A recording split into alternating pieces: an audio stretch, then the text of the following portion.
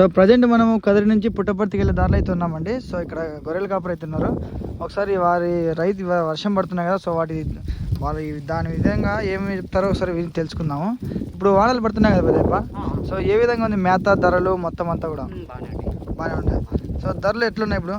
ధరలు సొమ్ము కొద్ది అంటే ఇప్పుడు ఒక రకంగా ముందు కాడికి ఎక్కువ ఉన్నాయా తక్కువ ఉన్నాయా?